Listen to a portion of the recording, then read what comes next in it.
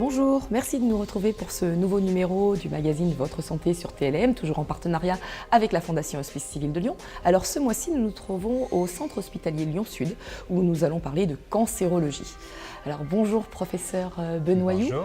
Depuis 2014, les HCL se sont dotés d'un institut de cancérologie.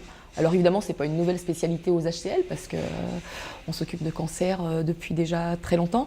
Quelle est la vocation de cet institut? À quoi sert-il finalement? Alors, les HCL, c'est un groupe de 14 hôpitaux, dont 4 principaux prennent en charge le cancer. Ça représente en gros 14 000 patients, dont 8 500 nouveaux patients par an, avec un objectif qui est de coordonner les activités de cancérologie et de fédérer les forces, avec 3 objectifs. Le premier, c'est d'améliorer le parcours des patients pris en charge pour leur cancer sur les hospices Île de Lyon. Le deuxième, c'est d'augmenter l'activité de soins, mais également l'activité de recherche clinique et d'innovation thérapeutique. Et le troisième objectif va être en fait d'augmenter la lisibilité des hospices Île de Lyon comme acteur majeur de la prise en charge du cancer sur la région. Alors concrètement, comment cela s'organise-t-il et surtout quelle est l'incidence pour le patient? Est-ce que les choses sont davantage centralisées? Comment cela se passe-t-il?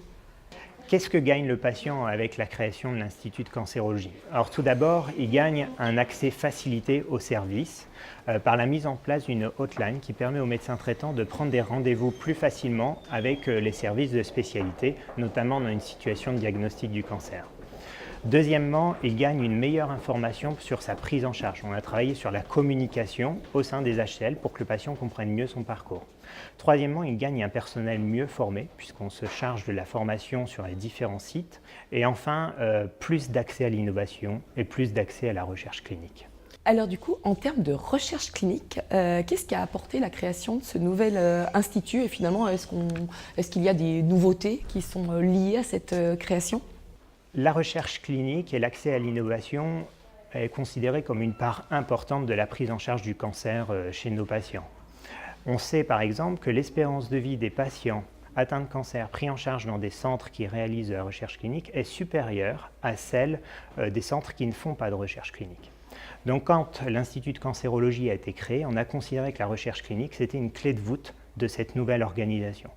Et la plateforme de recherche clinique transversale de l'Institut de cancérologie s'est vue attribuer un certain nombre de missions, à savoir d'aider à développer des projets de recherche clinique en lien avec les médecins et les infirmières, les aider à avoir les bons contacts, les aider à obtenir les financements, parce que sans financement, on ne fait pas de recherche clinique, les aider à communiquer avec les autorités de santé et surtout les aider à mettre en place ces projets de recherche clinique sur les différents sites des hospices Île de Lyon.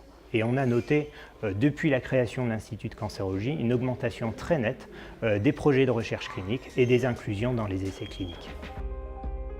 Si la création de l'Institut de cancérologie a véritablement permis la reconnaissance des Hospices Civils de Lyon comme un acteur majeur dans le domaine de la cancérologie, il a également conduit à mettre en évidence les besoins et à mettre en place les outils pour répondre à ceux-ci. À l'instar de la plateforme Biogénète Sud, où l'on s'occupe principalement de génétique des cancers, et en particulier de NanoString, qui est une illustration parfaite d'un financement octroyé par la Fondation HCL.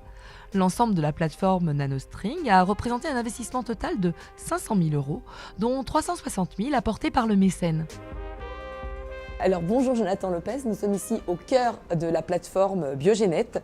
Alors quelle en est la vocation et quelles activités rencontre-t-on ici? Bonjour, nous sommes ici sur la plateforme de génétique de Lyon-Sud, qu'on appelle la plateforme Biogénète Sud, qui est une plateforme de moyens qui permet de mettre en commun notamment des technologies pour différents services, pour faire des analyses moléculaires. Donc nous réalisons ces analyses pour caractériser très finement, mieux comprendre la biologie du cancer et ainsi optimiser la prise en charge des patients. Alors les HCL se sont dotés récemment d'une technologie encore rare en Europe, la technologie NanoString. Peut-on citer quelques applications très concrètes de cette technologie? On est capable avec cette technologie d'analyser jusqu'à 800 cibles, 800 gènes différents simultanément.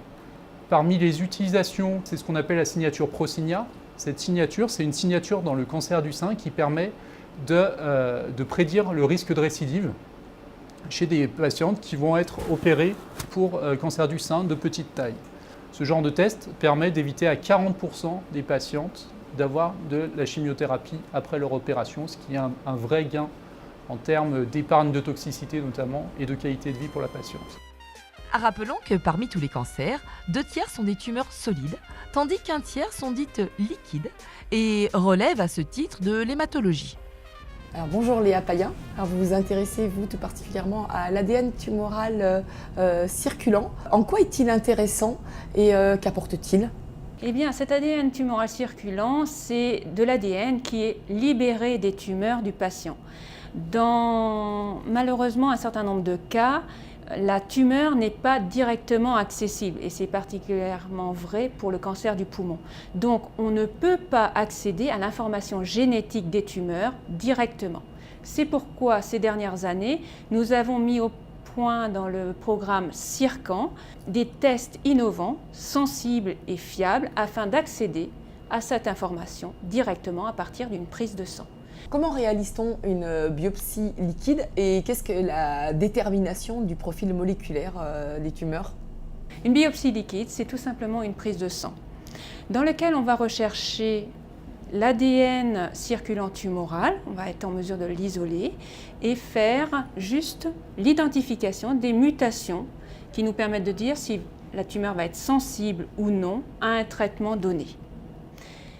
À partir de cette biopsie liquide, on peut aussi rechercher et isoler les cellules tumorales circulantes. Et donc là, ça va nous permettre d'isoler la cellule en question et d'identifier au niveau cytologique sa nature et savoir si elle est porteuse de biomarqueurs importants dans le diagnostic du cancer. Damien Decran a justement rencontré un patient actuellement traité dans le cadre d'un essai clinique suite à la caractérisation moléculaire dont il a bénéficié, alors qu'il était en échec de tout traitement. Un reportage. Pascal Negrello est aujourd'hui en visite de suivi au centre hospitalier Lyon-Sud. S'il est sous traitement, cela n'a pas toujours été le cas. Les premiers symptômes de sa maladie sont arrivés il y a presque 10 ans. J'ai consulté pour un mal de tête qui était quand même assez important. Or, sur ce mal de tête, on m'a fait passer un IRM et on a vu que j'avais une décalcification de la boîte crânienne. Alors sur ça, j'ai été opéré, ils m'ont mis un bout d'os, ils m'ont mis une petite prothèse pour remplacer l'os. 2 ans après, j'ai eu la glande hypophyse qui était complètement détruite. Alors, pareil, on ne savait pas pourquoi, mais elle était détruite. Après, c'était la glande thyroïde, qui ne fonctionne plus. Et les années ont passé, j'ai vécu bien sûr avec des douleurs, en mal de tête, mal aux jambes, des fatigues intenses. Ça a été très long et la douleur s'amplifiait de jour en jour. Moi que j'ai très mal vécu, quoi. Hein. Parce que quand vous avez des douleurs, vous ne savez pas d'où ça vient, on n'arrive pas à mettre de nom là-dessus, c'est compliqué. Hein. Et il y a 3 ans en arrière, il y a des petits boutons qui sont apparus sur mes jambes. Et là, j'ai consulté un dermatologue qui a fait une biopsie, et là, qui ont découvert le gène de BRAF. À cette époque, Pascal a du mal à se déplacer. Aucun traitement ne soulage les nombreuses douleurs qui continuent de se propager. Alors j'ai consulté des médecins qui m'ont envoyé sur Lyon, d'ailleurs ici, où je suis. Et c'est là qu'ils ont pu faire des biopsies de ces boutons et de la mâchoire des prélèvements, qui ont pu découvrir que j'avais une histiocytose d'Erden-Chester. Histiocytose d'Erden-Chester. Pour moi, c'était un soulagement de mettre déjà un nom sur cette maladie.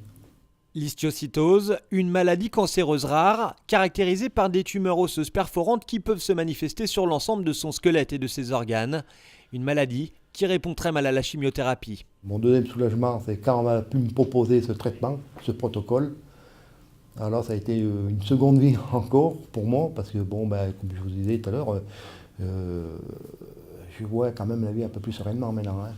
Un test biologique réalisé sur sa tumeur a permis d'identifier une protéine anormale comme la probable origine de la transformation des cellules normales en cellules cancéreuses. Pascal accepte alors de participer à un protocole de recherche en testant un médicament ciblant cette protéine anormale. Et les résultats furent spectaculaires avec la disparition complète des tumeurs.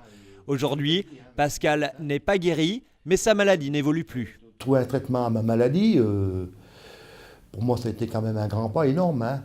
Je dis voilà, on va essayer de sortir un peu de cette impasse, de ce tunnel, quoi. Hein. Et voilà, j'ai ressenti ça comme ça. Alors, grâce à ce traitement, je vois un peu la vie autrement, quoi. c'est une amélioration dans ma vie de tous les jours, quoi.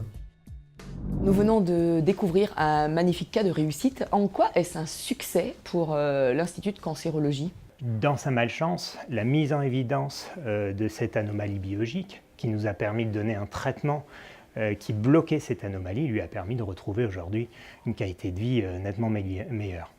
Donc clairement, pour nous, c'est extrêmement gratifiant. Et puis finalement, vous savez, si on fait tout ça, la recherche clinique, la médecine, c'est parce qu'on veut vivre ce genre d'expérience au service du patient. Peut-on être capable de multiplier en fait ces cas d'école ? Alors oui, on pourra multiplier les cas, mais pour ça, il faut deux conditions. D'abord, c'est être capable d'identifier un plus grand nombre d'anomalies biologiques. Et la deuxième condition, c'est d'avoir des médicaments qui vont venir bloquer ces anomalies biologiques, soit parce qu'elles sont disponibles dans le soin courant, soit parce qu'elles sont disponibles dans le cadre de la recherche clinique. Quelles seraient vos priorités ? De quoi avez-vous besoin aujourd'hui pour améliorer encore le service ? Les HCL se sont dotés d'un arsenal de pointe à un niveau qui n'était pas disponible jusque-là. Mais pour que le cas particulier de ce patient qu'on a vu ne reste pas un cas particulier, il faut absolument que cette technique s'étende à tous les patients des HCL à l'avenir.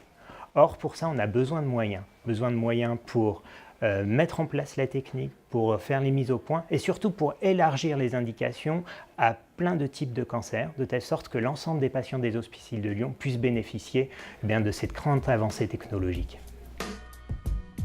Notre émission est à présent terminée. Merci de nous avoir suivis. Nous vous donnons rendez-vous le mois prochain pour un nouveau numéro Votre Santé. Et d'ici là, nous vous laissons avec le message de Bruno Lacroix, le président de la Fondation Hospice Civil de Lyon.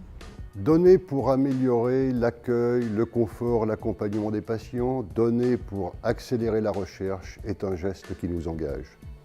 Certes, nous donnons un peu d'argent et nous pouvons être fiers des réalisations que ceci permet. Mais plus encore, nous donnons un peu de nous-mêmes. Nous donnons un peu de nous aux autres, à ceux qui souffrent, à ceux qui sont malades, et ainsi nous tissons un lien avec eux. Donner devient alors un plaisir, une joie. Donnez à la Fondation HCL, vous en tirerez un sentiment de joie et de fierté.